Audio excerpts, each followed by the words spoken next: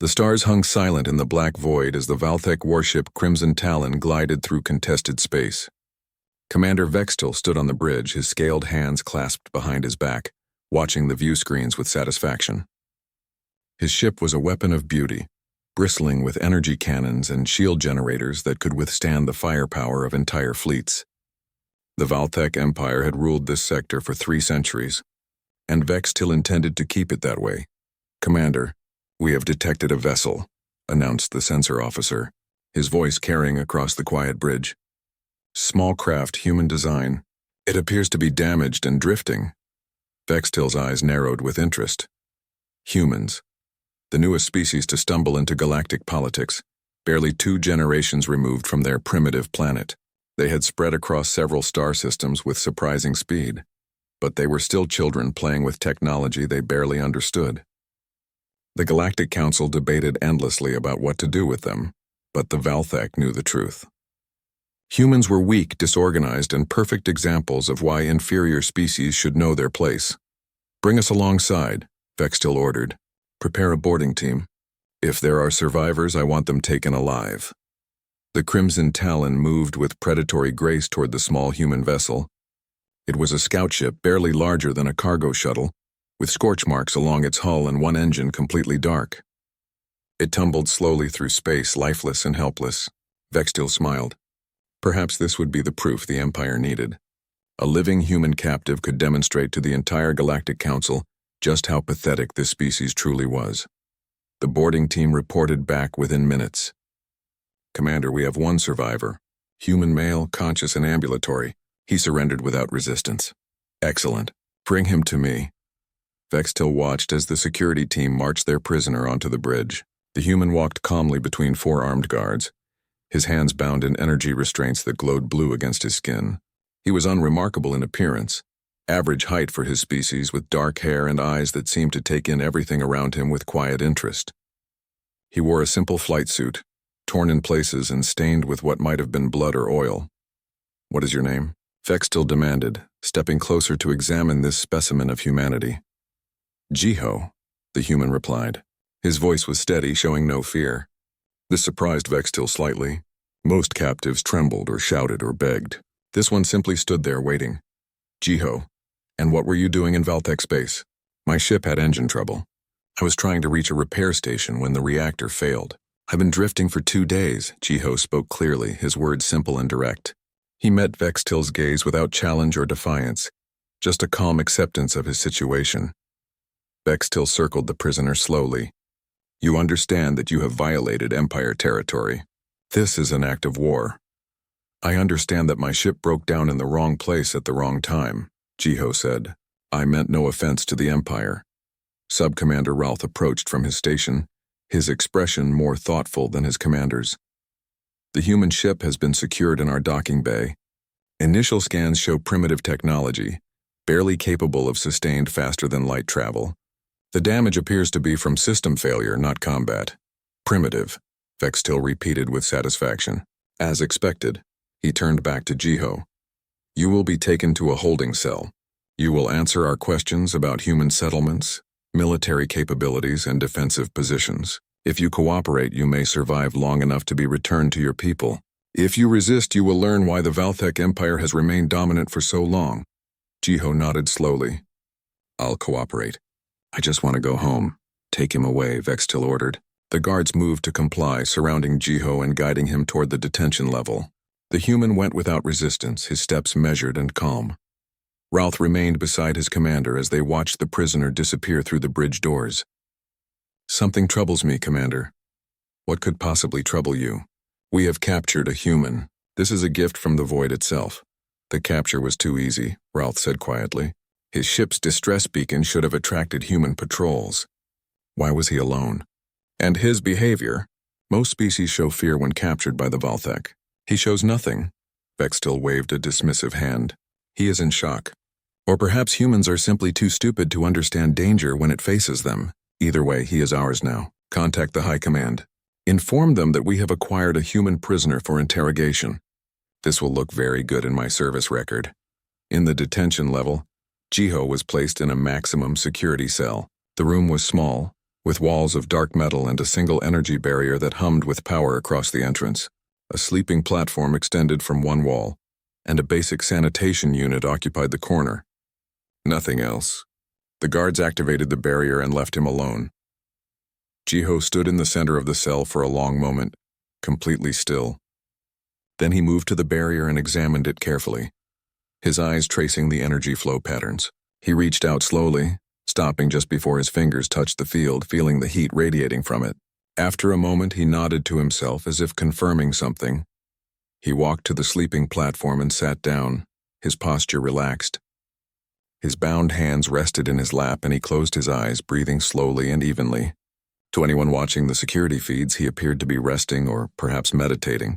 But beneath his closed eyelids, Jiho's eyes moved rapidly, and his enhanced neural implants worked through calculations and measurements. The Crimson Talon had 300 crew members, 24 security personnel, 6 entry points to the detention level.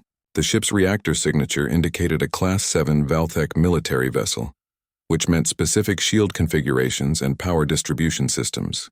He had counted 47 seconds from the bridge to his cell, with 2 left turns and 1 elevator descent. Guard rotation would likely follow standard Valthek military protocol, changing every 6 hours. And somewhere on this ship, if his intelligence was correct, there were 17 other human prisoners. Colonists taken during raids, held for labor or ransom or simply because the Valthek could. Jiho opened his eyes and stared at the ceiling of his cell. His fingers moved slightly against the energy restraints, feeling for the magnetic lock points. The guards had been thorough, but not thorough enough. They had searched him for weapons and found nothing, because he carried nothing. He didn't need to. Before his ship's reactor had failed, he had sent a single encrypted burst transmission, not a distress call. A tactical beacon. In approximately 72 hours, that beacon would be answered. Until then, Jiho had work to do.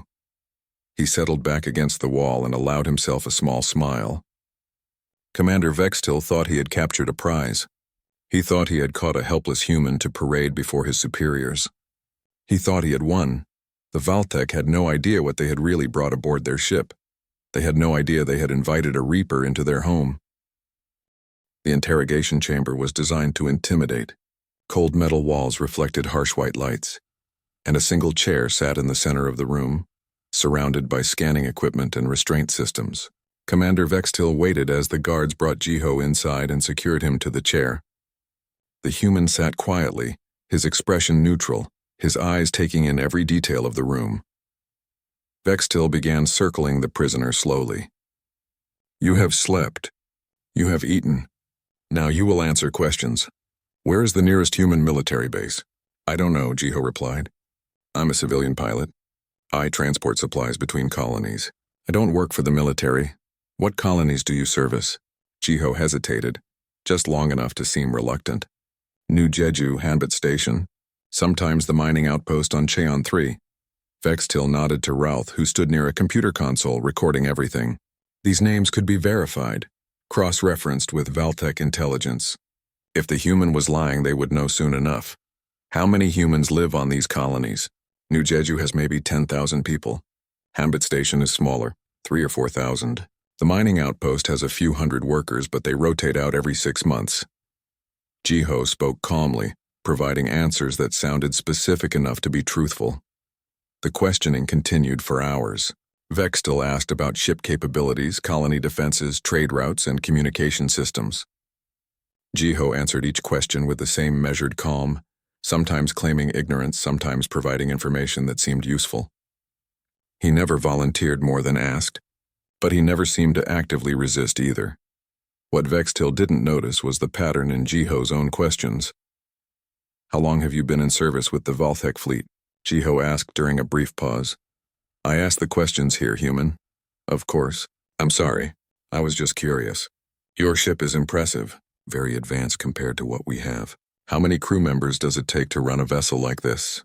Vextil almost answered before catching himself. "That information is classified." Jiho nodded agreeably. "I understand. It must take excellent training to coordinate everything. The Valthek Empire has a reputation for military precision. How many systems does the Empire control now? 20, 30? 47 systems. Vextil said with pride before realizing he had responded to another question. He scowled at the prisoner. Enough. You will answer, not ask. Yes, Commander. My apologies, but the damage was done. In just a few exchanges, Jiho had learned crew numbers, the Empire's territorial extent, and confirmed that Vextil was proud and susceptible to flattery. Every piece of information was valuable. Every detail added to the picture forming in his mind. Dr. Kylara arrived midway through the second interrogation session. She was the ship's medical officer, a tall Valtech female with sharp eyes and scientific curiosity. She had been ordered to examine the prisoner and provide a biological assessment. Commander, I need to run some scans, she announced. Approaching Jiho with a handheld medical device. Proceed. Kylara moved the scanner across Jiho's body, watching the readouts with increasing interest. His vital signs appeared normal for a human. Steady heartbeat, regular breathing, appropriate blood pressure. But something seemed unusual. His stress hormones were remarkably low for someone being interrogated by an enemy species. His muscle tension was minimal, and there were some odd density variations in his skeletal structure that the scanner couldn't quite resolve. Human physiology is fascinating, she murmured. Your bone structure seems quite fragile compared to most spacefaring species. We evolved on a planet with relatively low gravity, Jiho said. We're not as strong as many other races. Yet you have managed to spread across multiple star systems in just a few generations. That requires a certain resilience. She studied the scanner readings more carefully. Your neural activity is interesting. Very controlled. Most prisoners show elevated brain activity during interrogation. Yours is almost meditative, Jiho smiled slightly. I'm trying to stay calm. Panicking won't help my situation. Kylara made notes on her device but said nothing more. She would review these scans more thoroughly later. In her laboratory, something about this human didn't match the baseline data she had on the species. The interrogations continued over the next 2 days. Vextil grew increasingly confident that he had broken the human's resistance, extracting what seemed like valuable intelligence about human operations. Jiho answered questions about supply routes, colony populations, and even some details about human government structure. He was the perfect cooperative prisoner, but Rolth remained troubled. On the 3rd day, he approached Commander Vextil in his private quarters. Commander, I have concerns about the prisoner. What concerns? He has been completely compliant. Too compliant, Rolth said. I have reviewed the interrogation transcripts. Every answer he provides is useful but not critical. Colony populations that we could verify from long-range scans. Trade routes that are publicly documented. He gives us information but nothing that truly matters. You are being paranoid, Sub-Commander. Perhaps, but I decided to examine his ship more carefully. The technology is primitive as expected, but I found something unusual. Several components in the engine room don't match standard human-civilian design. They appear to be military-grade but disguised to look like commercial parts. Vextil frowned. Perhaps he purchased surplus military equipment. Civilian traders often do this. Also, his ship's computer core was completely destroyed. Not damaged by the reactor failure, deliberately wiped clean. All data erased beyond recovery. Ralph pulled up a holographic display showing the scan results. Someone with technical knowledge made sure we couldn't access that computer's logs or navigation history. What are you suggesting? I'm suggesting we don't know who this human really is. And I'm suggesting we should be more careful. Vextil considered this for a moment, then shook his head. He is one human, locked in a maximum security cell, surrounded by 300 Valtech warriors. What could he possibly do? Your caution is noted, Sub-Commander, but unnecessary. Continue the interrogations tomorrow. I want more information about their military communication protocols. Ralph nodded and left, but the unease remained with him. That night, during the quiet shift when most of the crew slept, a guard named Croth made his rounds through the detention level. The human prisoner sat on his sleeping platform, eyes closed, apparently resting. The energy barrier hummed steadily across the cell entrance. Everything appeared normal. Croth moved on to check the other cells where 17 human colonists were held. They were frightened civilians taken during raids on outer colonies. Some slept fitfully, others sat awake, staring at nothing. Unlike the new prisoner, these humans showed appropriate fear. As Croth returned to his station, he passed Jiho's cell again. The human still sat motionless, but something caught Croth's eye. One of the ceiling panels just above the prisoner's head seemed slightly misaligned. The edge didn't quite match up with the adjacent panel. Croth stopped and stared at it. Had it always been that way? He couldn't remember. He watched for several minutes, and as he did, he saw Jiho's hand move slowly, reaching up without the human even opening his eyes. His fingers pressed against the panel edge, and it slid back into perfect alignment. Croth felt a chill run through his scales. The prisoner had somehow moved that panel. But how and why? And when he activated his communication device. "This is Detention Guard Croth. I need the security chief down here immediately." Jiho opened his eyes and looked directly at Croth through the energy barrier. His expression remained calm, neutral. But something in that gaze made Croth step backward involuntarily.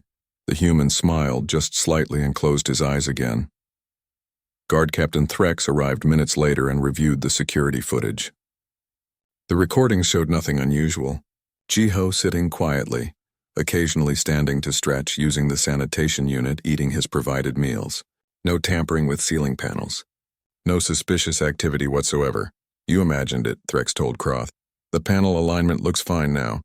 Perhaps the lighting played tricks on your eyes." But Croth knew what he had seen, and deep in his gut he felt certain of one thing. Something was very, very wrong with the human prisoner. 48 hours after Jiho's capture, strange things began happening aboard the Crimson Talon. Small things at first. A sensor array on Deck 7 flickered and displayed false readings for 3 minutes before correcting itself. A security door in the engineering section opened without authorization, then closed again. A camera feed in the cargo bay looped the same 10 seconds of footage twice before anyone noticed. The technical crew investigated each incident and found nothing wrong. "System glitches," they reported. "Normal malfunctions that occur on any vessel operating in deep space." Commander Vextil dismissed the reports without concern, but Subcommander Rolth noticed the pattern. Every malfunction occurred in a different section of the ship. Every incident was minor enough to seem insignificant. Yet taken together, they suggested someone was testing the ship's systems, probing for weaknesses like a predator testing a fence. Rolth returned to the docking bay where Jiho's ship remained secured. He brought a full technical team with him this time, ordering them to dismantle the vessel piece by piece. If there were military components hidden in this supposedly civilian craft, he would find them. 3 hours into the examination, one of the technicians called out, "Sub-Commander, you need to see this." The technician held up a fragment of circuit board from the ship's navigation system. Under close magnification, the design was clearly not standard human-civilian technology. The circuit pathways were too compact, too efficient. The materials were too advanced. "This is military hardware," the technician confirmed. "Very sophisticated military hardware. It's been disguised with civilian casings, but the core technology is far beyond what commercial vessels use." Rolth felt ice form in his chest. What else? They found more. The ship's communication array had encryption capabilities far exceeding civilian needs. The power distribution system could handle energy loads meant for weapon systems, even though no weapons were installed. And beneath the pilot's seat, they discovered a hidden compartment, now empty, that had once held something roughly the size of a small weapon or tool. "This was never a civilian scout ship," Rolth said quietly. "It was made to look like one." He immediately went to Dr. Kailara's medical laboratory. She was reviewing the scans she had taken of Jiho, her expression troubled. "Sub-Commander, I'm glad you're here. I've been analyzing the prisoner's medical data, and I've found something deeply concerning." She pulled up the scan images on her display. "At first glance, he appears to be a normal human. But when I enhance the bone density readings, look at this." She highlighted several areas of the skeleton. "His bones have been reinforced. Not naturally, but through some kind of medical procedure. The density is nearly twice what it should be for his species." "What does that mean?" "It means someone has surgically enhanced his skeletal structure to make him stronger, more durable. And there's more." She switched to a neural scan. "These patterns here in his cerebral cortex. I initially thought they were scan artifacts, but they're not. They're implants. Neural implants integrated directly into his brain tissue." Rolth stared at the images. "What kind of implants?" "I don't know exactly. The technology is beyond my expertise, but based on their location and complexity, they likely enhance cognitive function, processing speed, memory, sensory integration. possibly even allow for direct interface with computer systems. A spy, Ralph breathed.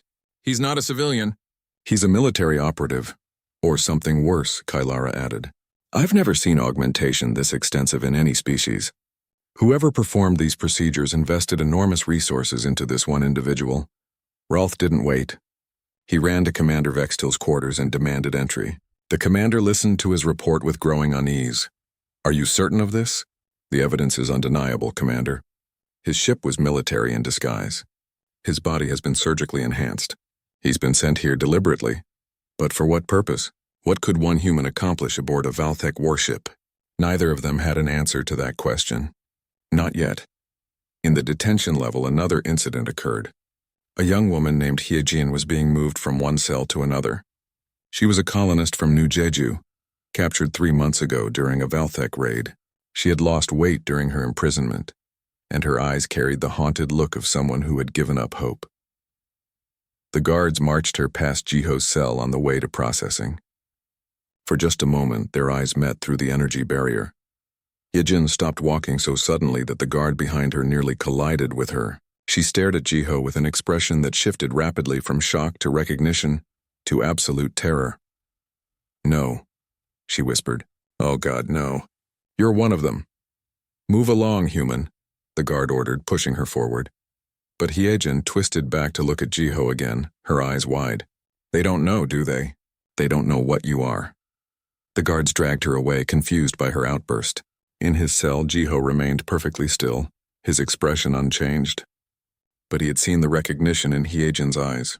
She knew. Somehow this colonist from a distant world knew what he was. That was dangerous, but also potentially useful. Rolf spent the next hour searching through the galactic intelligence networks, trying to find any information about human military operatives. Most records were sparse. Humanity was too new to galactic politics to have extensive files. But then he accessed a classified Valthek military database, one that required his security clearance to view. There, buried in intelligence reports from border conflicts, he found a reference. A single line in a casualty report from a skirmish with human forces 3 years ago. Target facility destroyed by suspected Reaper operative. No survivors, Reaper. The word meant nothing to Rolf. He searched deeper. The more he found, the less he wanted to know. Reapers were not regular soldiers. They were not even special forces in the conventional sense. They were humanity's answer to impossible problems. Each one was selected from childhood, trained for decades, augmented with the most advanced technology humanity could create, and deployed on missions that no normal person could survive. One report described a Reaper infiltrating a slave camp and freeing 2,000 prisoners while completely surrounded by enemy forces. Another detailed how a single Reaper had destroyed an entire orbital weapons platform by sabotaging it from within. A third, marked as unconfirmed, claimed that a Reaper had walked into a hostile government building, eliminated 30 guards without killing any of them, and walked out with classified documents before anyone even realized there had been a breach. The reports were fragmentary, often incomplete because very few people who encountered Reapers survived to file reports. They were ghosts, legends, weapons disguised as people, and if the intelligence was correct, there were hundreds of them, maybe more. Humanity didn't announce their existence. They didn't threaten with them. They simply deployed them silently to wherever they were needed. Ralph felt his hands shaking as he read. He looked at the date stamp on the beacon transmission from Jiho's ship.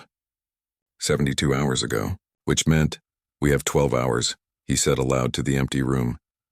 He ran to find Commander Vextil, but the commander was in the interrogation chamber, questioning Jiho again. Ralph burst through the door without permission. Commander, we need to evacuate the prisoner immediately. We need to, he stopped. The cell was empty. Vextil stood in the center of the interrogation chamber, staring at the empty chair. The energy restraints hung open. The door to the chamber was sealed from the inside. And Jiho was simply gone. When? Ralph asked. The guards brought him 3 minutes ago. I turned to activate the recording system, and when I looked back, Vextil's voice trailed off. He had finally realized what Ralph had been trying to tell him. Red alert klaxons began blaring throughout the ship. Security teams rushed to the detention level. They found Jiho's cell empty as well, the energy barrier still active but somehow bypassed. The other prisoners were still locked in their cells, confused by the noise. Guard Captain Threx reviewed the security footage and felt his blood turn cold. The camera showed Jiho's cell occupied until approximately 2 minutes ago. Then in a single frame, the human simply vanished. The very next frame showed the empty cell. Threx backed up the recording and watched it again, frame by frame. In that single instant between frames, if he looked very carefully, he could see Jiho looking directly at the camera. The human's expression was calm, professional. He raised one hand in a small, precise salute. Then he was gone. Threx played the gesture back 3 times before he understood what it meant. It was a goodbye, a polite acknowledgement from a professional to his opponents, the kind of gesture you make when the game is over and you've won. Find him. Commander Vexatil's voice boomed over the ship-wide communication system. Lock down all decks. Seal every access point. The human prisoner is loose on this ship, and he is extremely dangerous. In the maintenance shaft above Deck 4, Jiho moved silently through the darkness, counting ventilation grates and access points. He had 17 prisoners to reach, 12 hours until extraction, and an entire Valthek warship that had just realized it was no longer the hunter. The Crimson Talon had become a maze of lockdown protocols. Every door required authorization. Every corridor had armed guards.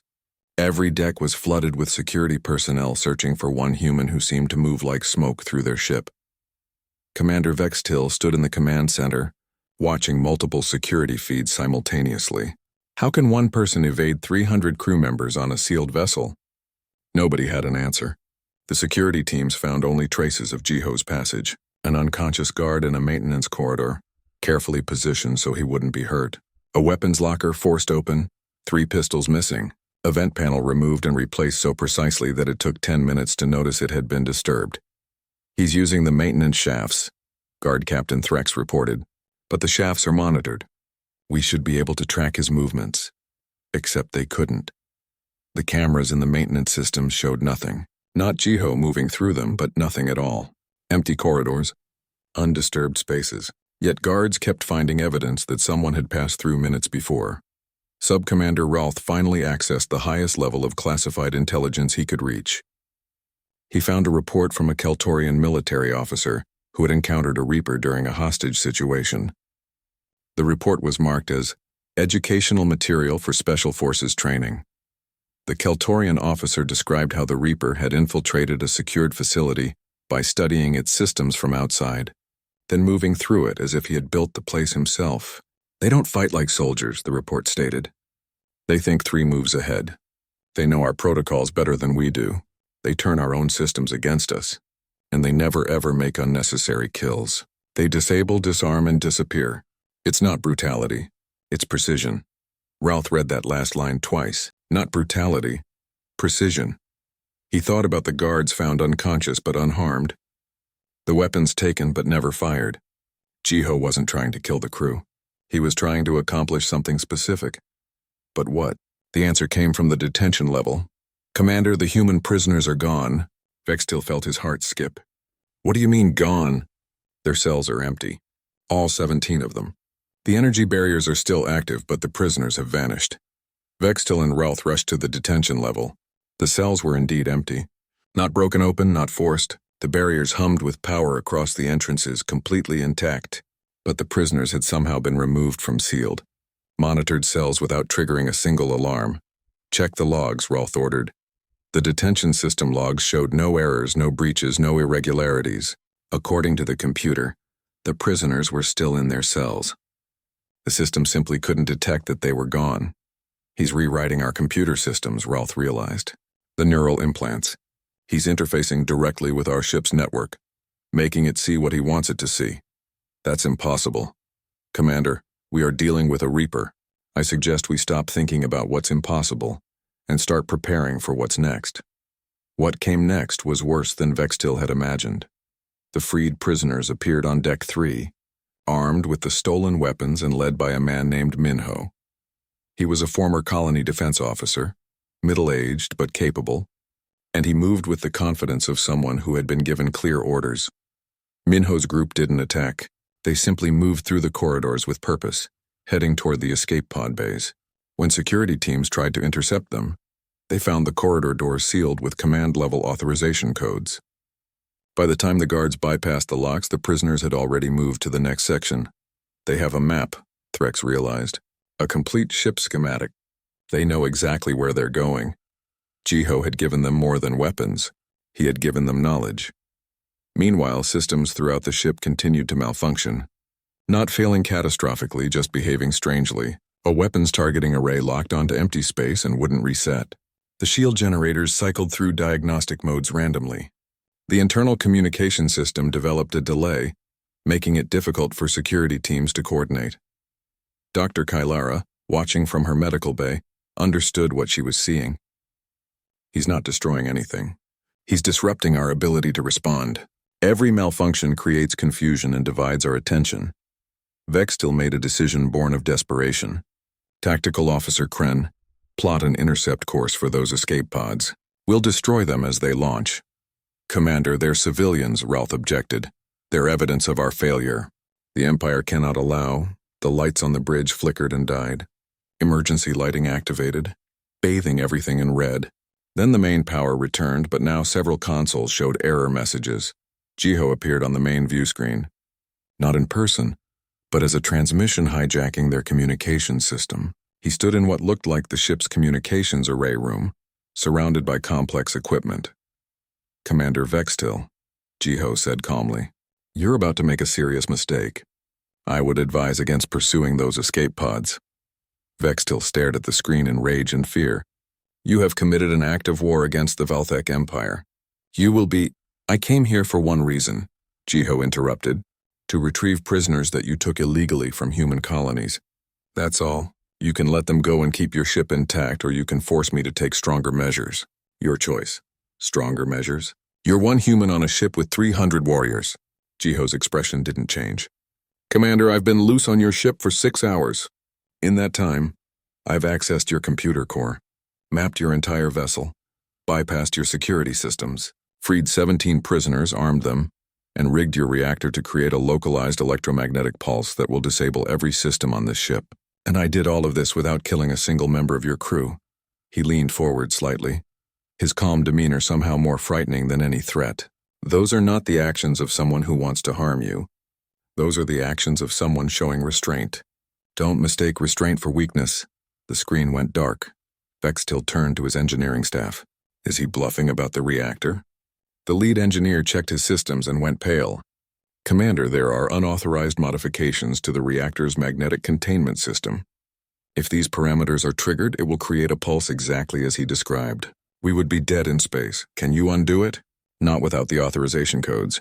He's locked us out of our own reactor controls. Rolf stepped forward. Commander, we need to reconsider our position. We cannot show weakness to— This isn't about weakness. Rolf's voice carried an edge of desperation. This is about survival. We captured a Reaper. Do you understand what that means? We didn't trap him. He allowed us to catch him so he could get exactly where he needed to be. Everything that has happened was his plan from the beginning. Vextil looked around his bridge. His crew stared back at him with expressions of fear and uncertainty. His ship, his powerful warship, had been infiltrated and compromised by one human who moved through it like a ghost. How long until those escape pods launch? He asked quietly. Approximately 6 minutes, Commander. In the escape pod bay, Minho organized the freed prisoners into the small craft. Hijin helped the younger colonists, making sure everyone was secured properly. She kept glancing around, expecting Jiho to appear, but he remained absent. Where is he? Someone asked. The one who freed us? Minho checked the data chip Jiho had given him, which contained not just ship schematics but detailed instructions for their escape. He's making sure we get out safely. That's all we need to know. The escape pods launched one by one, small vessels shooting away from the Crimson Talon into empty space. 17 pods carrying 17 humans who had been prisoners just hours before. On the bridge, Vextil watched them go. His tactical officer looked at him expectantly, waiting for the order to fire. Commander? Vextil's hand hovered over the weapons authorization panel. One command and those pods would be debris. But then what? The Reaper had proven he could cripple the ship. And somewhere out there beyond sensor range, a human response fleet was certainly coming. He lowered his hand. Let them go. The escape pods disappeared into the darkness, heading toward coordinates programmed into their navigation systems. Jiho emerged from the communications array room and moved silently through the ship one final time. He had accomplished his primary objective. The prisoners were free. Now he just had to leave without making this worse than it needed to be. He reached an airlock on Deck 5, where he had earlier hidden a commandeered maintenance shuttle. The small craft wasn't meant for long-range travel, but it would get him far enough away from the Crimson Talon to be safe.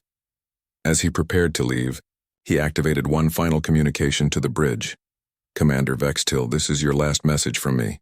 Your prisoners are away. Your ship is intact. Your crew is alive. I suggest you remember this the next time you consider taking humans captive."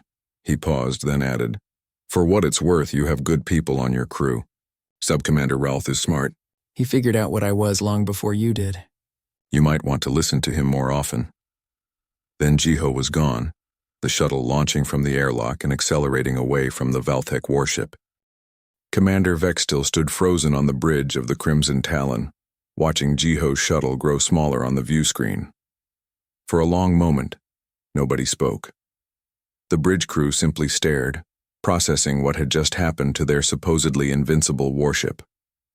"Commander," the sensor officer said quietly, "the reactor modifications are still in place. We're locked out of primary systems." Vextil turned to face Subcommander Ralph. The younger officer's expression was carefully neutral, but Vextil could see the unspoken words in his eyes. "I warned you, I tried to tell you. Can engineering bypass the lockouts? They're trying, Commander, but it could take hours, maybe days." Before Vextil could respond, the tactical station lit up with alerts. "Commander, I'm detecting multiple contacts entering the system. Large vessels, military configuration, they're approaching fast." "How many?" "4 destroyers and 1 carrier. Human ships, sir. They're hailing us." Ralph stepped closer to Vextil and lowered his voice. "The beacon from the Reaper's ship. It wasn't a distress call. It was a tactical signal. They've been coming this entire time." Vextil felt the weight of his mistakes pressing down on him like gravity. He had captured what he thought was a helpless civilian. Instead, he had invited a weapon into his ship, and now that weapon's allies had arrived. "Put the transmission through," he ordered. The main view screen shifted to show the bridge of a human carrier. A man in his 50s stood at the center, wearing a naval uniform marked with captain's insignia. His expression was calm, but carried an edge of steel that made Vextil's scales crawl. This was Captain Taewon of the Human Rapid Response Fleet. "Commander Vextil of the Valthek Empire," Taewon said. His voice was measured, professional. "I believe you have been hosting one of our operatives. We're here to ensure his safe recovery, along with the civilians you've been holding." "The prisoners have already left in escape pods," Vextil replied, trying to maintain some dignity. "And your operative departed minutes ago." "We're tracking both. They're en route to our position and will be recovered shortly." Taewon stepped closer to his own view screen. "Now we need to discuss the matter of compensation." "Compensation? You raided human colonies. You took civilians prisoner. You held them for 3 months. The colonies they were taken from want them back, and they want assurance this won't happen again." Vextil bristled. "The Valthek Empire does not negotiate with—" "Commander," Ralph interrupted. "With respect, perhaps we should hear their terms." Vextil wanted to argue, but he looked at his tactical display. 4 human destroyers surrounded his ship in a loose formation, weapons charged but not locked on. The carrier held position at a distance. They weren't attacking, but the threat was clear. And with his ship's systems compromised, he couldn't fight even if he wanted to. Taewon continued. "Here's what's going to happen. You're going to provide us with complete records of every human prisoner taken by Valthek forces in this sector over the past year. Locations, facilities, everything. Then you're going to ensure those records reach your high command with a very clear message. Humanity will not tolerate the abduction of our people. And if we refuse, then we'll take the data ourselves, and your ship won't be operational when we leave." Taewon's expression hardened. "Commander, you've already lost this engagement. The only question is whether you lose with your ship intact and your crew safe, or whether things get significantly worse. Choose wisely." Vextil looked at Rolth, who gave a small nod. There was no tactical advantage to be gained here. No way to salvage pride from disaster. Only the choice between small humiliation and complete destruction. Transfer the data, Vextil ordered his crew. All prisoner records for this sector. The human carrier received the transmission, and Taewon reviewed it with a nod of satisfaction. Thank you for your cooperation, Commander. One more thing. That electromagnetic pulse rigged to your reactor? We'll transmit the disarm codes once. We've confirmed all prisoners are safely aboard our ships. Consider it a gesture of good faith. The transmission ended. Vextil sank into his command chair, feeling older than he had ever felt before. Around him, the bridge crew worked quietly, nobody meeting his eyes. They had been humiliated by a single, human operative, and now they were being dictated terms by a human fleet in what should have been Empire space.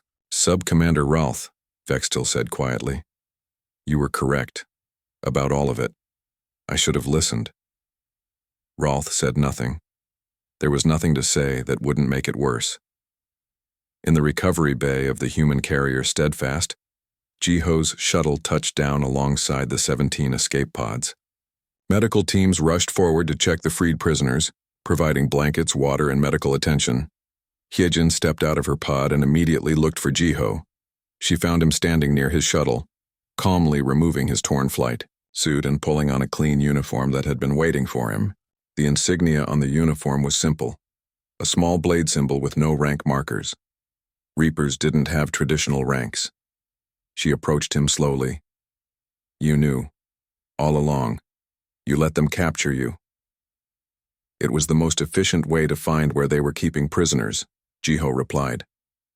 And to send a message that needed sending. You could have been killed. That's always a possibility. Jiho glanced at the other freed prisoners being tended by medical staff. But it worked. You're all safe. That's what matters. Minho joined them, still carrying one of the stolen Valthek pistols. What happens now? Will they retaliate? No, Jiho said with certainty. The Valthek respect strength. We demonstrated that taking human prisoners comes with consequences. They'll remember that. Captain Taewon approached across the bay. He was tall for a human, with gray at his temples and the bearing of someone who had spent decades in command. Good work, Jiho. Clean operation. Thank you, sir. The prisoners cooperated well. The data we received from the Crimson Talon shows 3 more Valthek vessels holding human captives, 2 prison transports, and 1 orbital facility. Taewon pulled up a holographic display showing ship positions. The Council is authorizing immediate rescue operations. Jiho studied the display, his enhanced mind already processing approach vectors and infiltration options. The orbital facility will be the most challenging.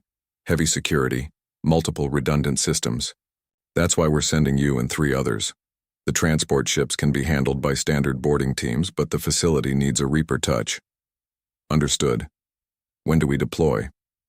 12 hours. Get some rest first. As Taewon walked away to coordinate with his officers, Hyejin stared at Jiho with a mix of awe and concern. You're going right back out there to do this again. There are people who need help, Jiho said simply. That's what Reapers do. How many of you are there? Jiho smiled slightly. Enough. More than most species realize. Humanity learned early that we couldn't match other races in raw military power. We don't have the strongest ships or the biggest fleets, so we developed something else. We developed us. He looked at the insignia on his uniform. There are Reapers in every contested sector, on every frontier where humans might be threatened. We're teachers, merchants, engineers, pilots. We look ordinary. We act ordinary. Until we're needed. Hyejin understood now. It wasn't just about Jiho. It was about the message his rescue sent to every species that thought humanity was easy prey. Behind every vulnerable colony, every isolated outpost, there might be a Reaper watching, waiting, ready to turn the hunters into the hunted. 2 weeks later, the Galactic News Network broadcast a story that sent ripples through every military headquarters in known space. The incident aboard the Crimson Talon had been leaked. along with footage of 3 more Valtech facilities being simultaneously raided by what appeared to be small human special operations teams. The analyst on the broadcast struggled to explain how less than 20 human operatives had freed over 300 prisoners from heavily defended locations in a single coordinated strike. The implications are staggering, the analyst said. If these reports are accurate, humanity has been deploying these operatives for years without formal acknowledgement. How many are there? Where are they stationed? And most concerning for some, governments, how many have already infiltrated our territories? In the Valtech High Command, military leaders watched the broadcasts with growing unease. Subcommander Ralph, recently promoted after his accurate assessment of the Reaper threat, provided a briefing on what intelligence they had gathered. We estimate between 200 and 500 active Reaper operatives across human-controlled and contested space, Ralph reported. Each one represents an investment of 20 years of training and millions of credits in augmentation technology. They are not sent to conquer. They are sent to solve specific problems. How do we defend against them? A general asked. Ralph's answer was simple and chilling. Don't give them a reason to come. Don't attack human colonies. Don't take human prisoners, because if you do, eventually, one of them will find you. And when they do, you won't know until it's too late. Aboard the Steadfast, Jiho prepared for his next mission. He checked his equipment methodically, the same routine he had performed hundreds of times before. Beside him, 3 other Reapers prepared as well. A woman named Yunji, who specialized in electronic warfare. A young man named Deho, whose talent was demolitions.